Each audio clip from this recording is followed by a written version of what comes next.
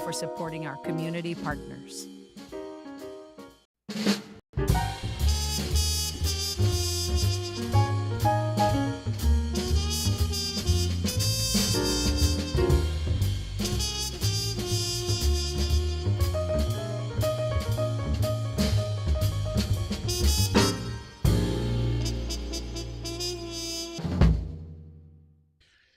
Good morning, everyone. Welcome back to Coffee and Headlines, our morning get-together live on YouTube, live on Facebook. It is a pleasure to see you this morning on Tuesday, October 28th. Today, we have a bunch of news that we're going to share.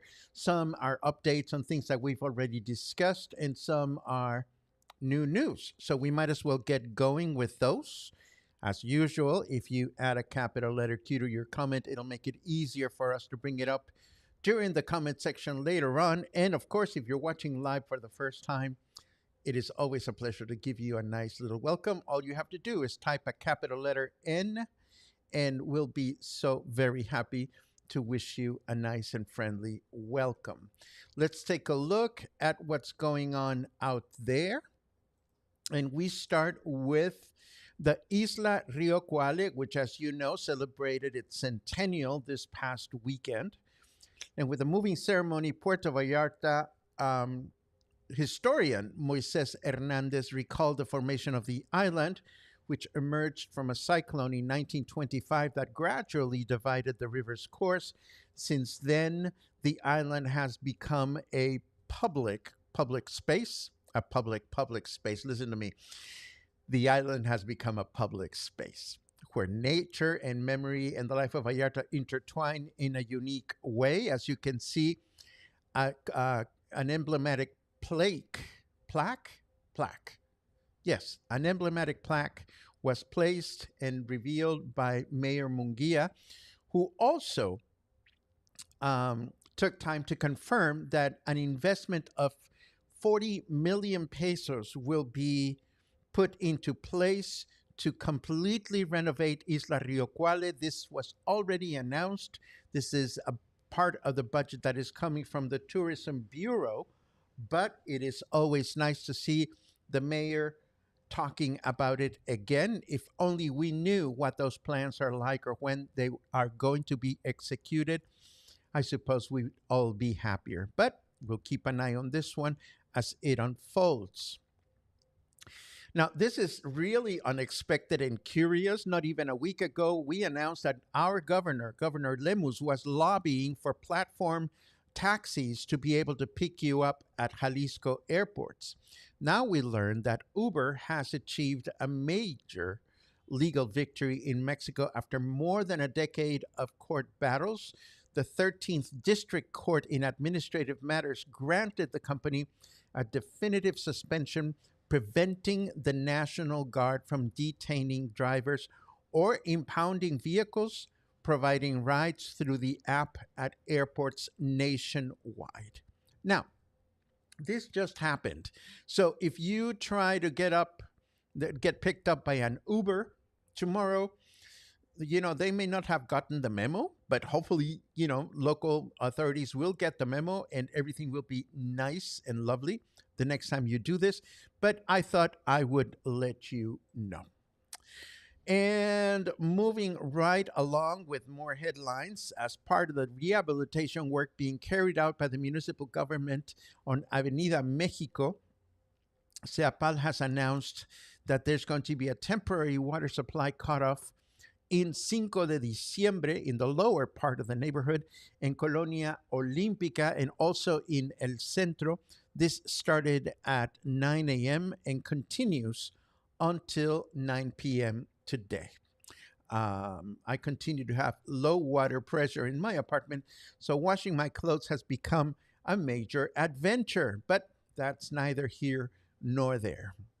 Now, we talked about this before, but we might as well bring it up again. Personnel from various Puerto Vallarta government agencies conducted a preventive tour of the municipal cemeteries in anticipation of Day of the Dead celebrations. During the inspection, they reviewed the entrances and electrical installations, pedestrian traffic areas, and potential risk zones in order to prevent incidents and maintain the spaces where one of the most cherished traditions of the city is celebrated. Now, if you don't know the protocol of going to a cemetery for Day of the Dead, just write the word cemetery by itself, and I give you a little crash course, and that'll be good. Of course, if you're coming to my presentation, you will get not only a crash course on cemetery protocol, but the whole shebang.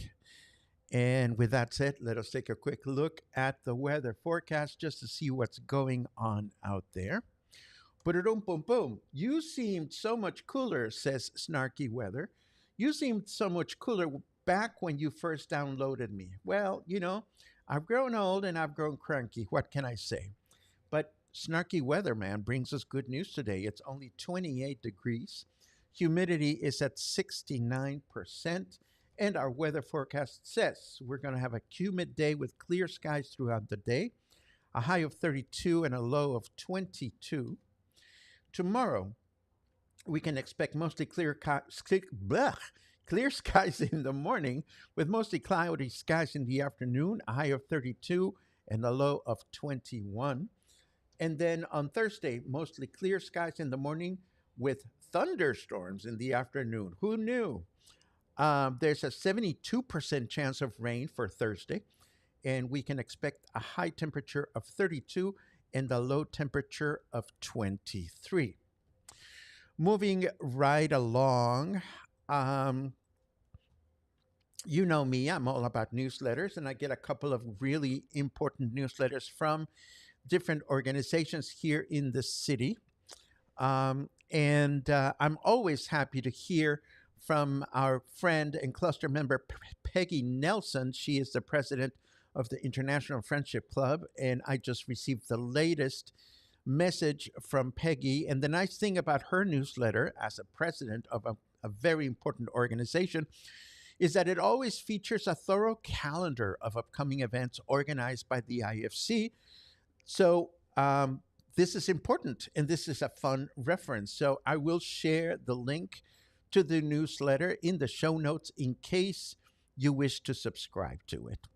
And speaking of calendars of events, the Puerto Vallarta Cultural Institute has released a comprehensive events calendar for all the Day of the Dead related activities that will take place in the city starting on Thursday. So that is also excellent news. You will find that in the show notes as usual. And let's see what else. The Marina Vallarta Residents Association's maintenance staff is nearing completion of a thorough inspection of the electrical circuits and meters on the boardwalk, ensuring everything is in perfect condition for the highly anticipated art and market opening date, which is coming this Thursday. This is one of the popular farmers markets in the city, and they're back on Thursday, which is great news for everyone. What else do we have? This is just a reminder. There is a raicilla tasting masterclass at El Rey Bar PV on October 30th. This is this Thursday. I would be there in a heartbeat, but I will be doing Day of the Dead. And last but not least, before we take a look at your comments, this is a reminder that there's going to be a Day of the Dead Art Show Expo on the 31st. And this is, if I recall correctly, associated with Galeria Dante. They're going to have an artist painting at the presentation. So this will be a nice opportunity to see not only what's going on at Galeria Dante, but also all the other neighboring businesses. And with that said, how about we take a look at this one? The violin can sing, it can cry, it can soar higher than any other instrument. And when a composer gives it center stage, something extraordinary happens. The violin concerto isn't just music, it's drama, as gripping as opera, as passionate as any love story, a dialogue between one voice and an entire orchestra. On Thursday, November 6th, music storyteller Paco Ojeda invites you to Strings Attached, Essential Violin Concertos. From Vivaldi's fiery brilliance to Beethoven's nobility, Tchaikovsky's passion, and Barber's haunting beauty, this journey through 10 timeless masterpieces reveals why the violin concerto remains the ultimate showcase of virtuosity and emotion. 3 centuries of music, 10 unforgettable concertos, 1 unforgettable evening. Join us on Thursday, November 6th at 5 p.m. at the Joint Boutique Hotel and Co-work. Tickets are 300 pesos per person, available at the front desk. And that's going to be a lot of fun. I'm excited about that. Well, I'm excited about all the music presentations, and I'm already coming up with great ideas for January and February.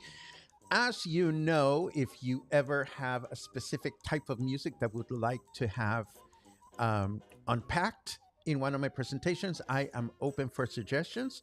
Just send me a message or leave a comment, and I'll be happy to take a look at it. Now, let's see what you guys are up to this morning beyond your wonderful good mornings, which I very much appreciate. Let's see. I hear you, Laura. Yes, we want I love the Isla Rio Cuale. It's such an important place for the city. And I really hope that, they do a good job and that they let us know when the improvements are coming, because we have no idea. This is interesting, posted by Harold. The tree cut down in Bucerias at the new church site was planted in 1985, so only 40 years ago. Only 40 years old. I was informed by a member of the committee raising funds for the new church, says Harold. That's good to know. It was not as old as we thought, but still it was a tree that was cut down mysteriously. Let's see what else we have. Da, da, da, da, da, da, da. Our Katrina's head has arrived to the Malecon, and it doesn't look like a toucan, I hope. There were all kinds of AI-generated Katrinas with toucan faces. You know how our local government is all about the toucan. So Logan reports that the municipality is appearing to go all out this year with installations stretching from El Hotel Rosita to the Rio Cuale, Alebrijes, and Katrinas galore. This is wonderful news. Laura wonders what color Katrina will be. Of course, we'll be out there taking photos as soon as it is installed. And I see a couple of people saying cemetery, and I'm going to latch on to a couple of messages before I answer. Isn't it families only at the cemetery? A private thing to remember loved ones. And then Linda says, cemetery. I've heard mixed messages. Let me tell you what I know about the cemetery experience during Day of the Dead. Well, first of all, for anyone at the cemetery that is actually there to spend quality time with a loved one. In other words, if you went to the cemetery with your family because a friend or a relative or someone you care about was buried at the cemetery, it is a very personal and very private affair. And people will celebrate it in very personal and very private ways. Some people bring a picnic. Some people just sit around. Some people cry. Some people play the music that their loved one used to enjoy. The one thing, the most important thing that we can do as outsiders, and I include myself because I don't have any relatives or loved ones buried at local cemeteries, is to not act like tourists. And what I mean by that is, don't get close. Give people some physical distance. If you take photos discreetly, and bring a nice, lovely zoom lens so that you don't have to be in the face of the people that are there having their private celebration. There are people that organize walking tours around cemeteries during Day of the Dead. I have my issues with those, but that's just my personal opinion. I understand that tour guides are trying to make a living. So, and I appreciate that. But if you are in the cemetery during these days and you see a family, don't go running to them and start asking questions or staring and taking photos. Just be respectful and give the family distance. And that is my recommendation. Let's see what else we have. Boom, boom, boom, boom.